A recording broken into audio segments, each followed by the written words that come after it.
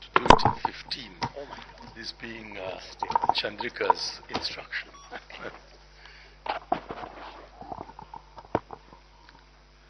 Mr. Chairman, ladies and gentlemen, the subject that I have chosen to speak on is inclusive growth through inclusive governance, and I'm going to restrict myself to the Indian example. After listening to President Chandrika Kumaratunga's outstanding inaugural address, I fear much of what I have to say is simply to echo her golden words. I would like to begin by acknowledging my debt to the direction that she has given to our deliberations.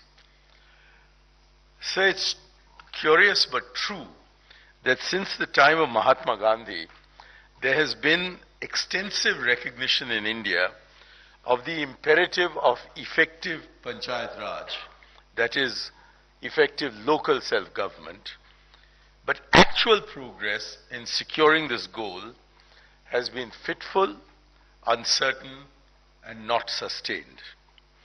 In consequence, where Secretary General Westendrop in his inaugural address, in his opening remarks, called for, quote, a democracy that delivers, our democracy, I'm afraid, has not proved to be a democracy that delivers, principally because we have not succeeded in making our development processes inclusive. That is, ensuring that the people at large, and especially the poor, are tangibly benefited by the growth process.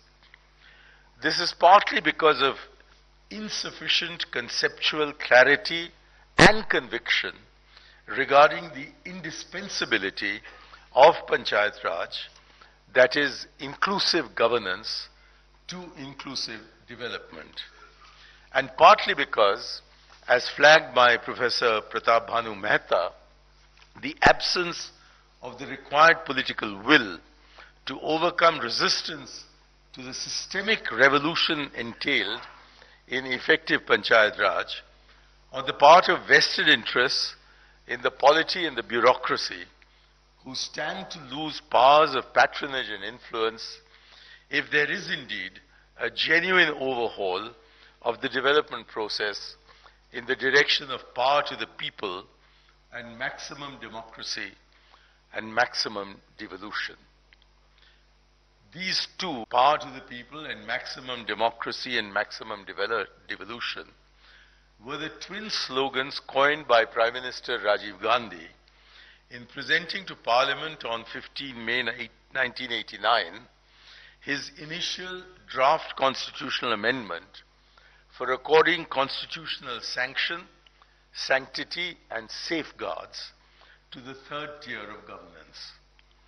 The amendment aimed at involving people in their respective neighborhoods, their neighborhood communities, in running their own affairs through local institutions of self-government, comprising their own elected representatives, responsible to their own community electorate, and therefore likely to be more responsive than a distant bureaucracy to the felt and articulated needs and demands of their neighborhood communities.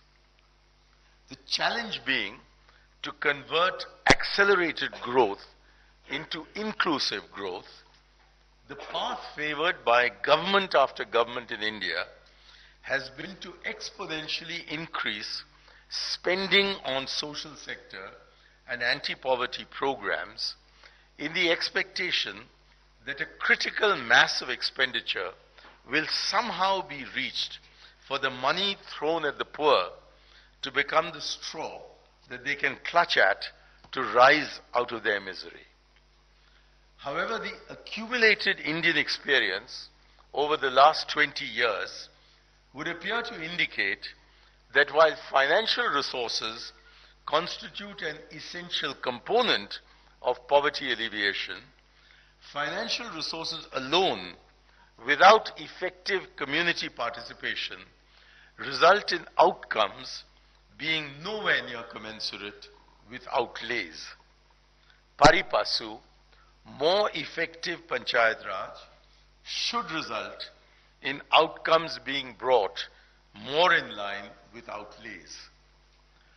Consider, sir, if you will, India's record on central budgetary outlays on social sector spending and programs targeted at a direct assault on extreme poverty, such as the Mahatma Gandhi National Rural Employment Guarantee Program.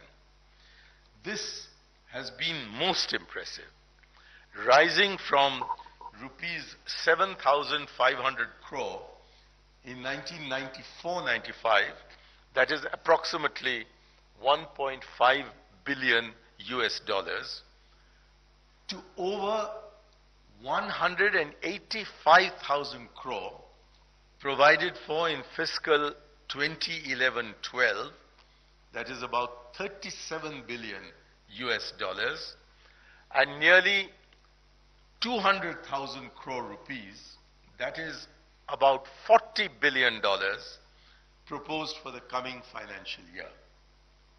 This amounts to an augmentation of central government outlays of some 25 times over the last 18 years. Perhaps that's the highest in the world.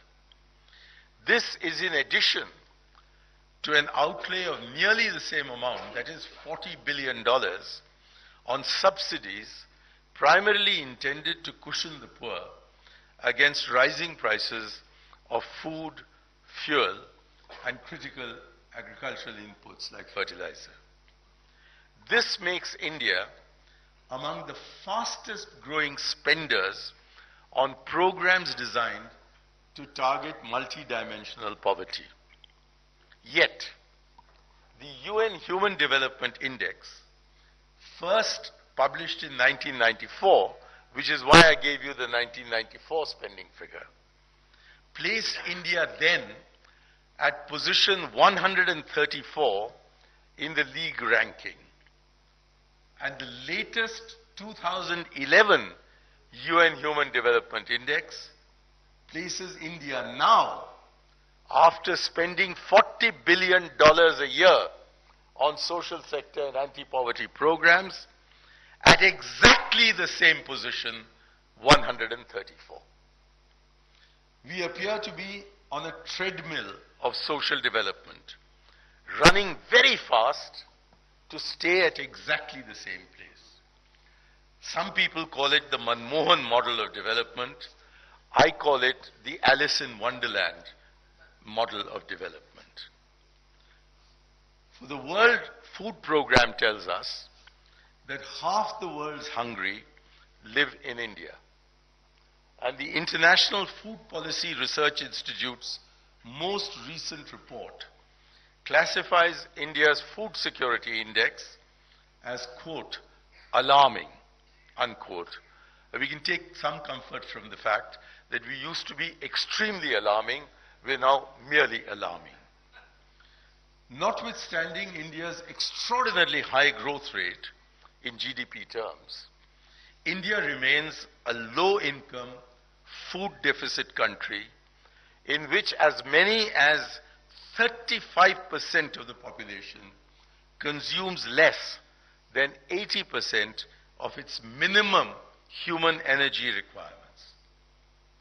Where 9 out of 10 pregnant women suffer from malnutrition and anemia, and in consequence, 47% of children under the age of 5 are moderately to severely undernourished. FAO tells us that in the 5 years leading to the turn of the century, India added more newly hungry millions than the rest of the world put together. ActionAid has just confirmed this for the more recent years. So perhaps it's not without significance that the Planning Commission and all its supporters have disappeared from this room before I got the opportunity to speak. The question I pose is, I saw Shankar Acharya here a little while ago, and I was glad that the enemy was going to be present, but he too has disappeared. So I'm hoping that Chandrika will put this on some website or something which people in the Planning Commission understand better than I do, and we can try and bring it to their attention. I have been trying to bring it to their attention for the better part of 1 decade, which is why perhaps Montek Singh Ahluwalia has the same initials as I do, MSA. It stands for the most seriously affected economies. Now the question I wish to pose to my absent loved ones and to those who are here is, why is there such a mismatch between growth in the booming service and manufacture sectors of the Indian economy and consequently in the income of the entrepreneurial and highly skilled classes, in contrast to the halting, uncertain, and unsustained amelioration in the condition of the vast majority of Indians?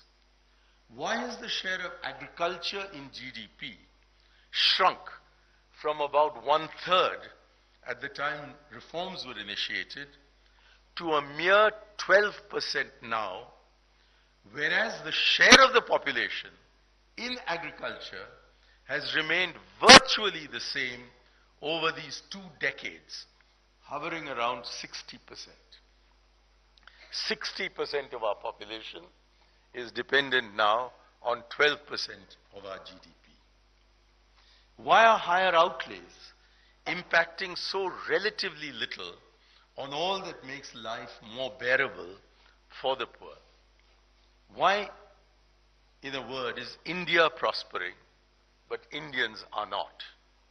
And why is political attention to the issues of poverty so muted in comparison to the hurrahs we hear over GDP growth rates?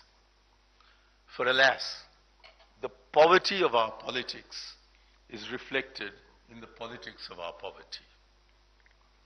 In the absence of inclusive governance, the people at the grassroots, that is, the intended beneficiaries of poverty alleviation programs, are left abjectly dependent on a bureaucratic delivery mechanism over which they have no effective control. The alternative system would be participatory development, or Panchayat Raj, where the people themselves are enabled to build their own future through elected representatives responsible to the local community and therefore responsive to their needs. Not only is a responsive bureaucratic administration almost a contradiction in terms, the Indian experience of the last 6 decades would appear to confirm that bureaucratic delivery mechanisms absorb a disproportionately high share of the earmarked expenditure.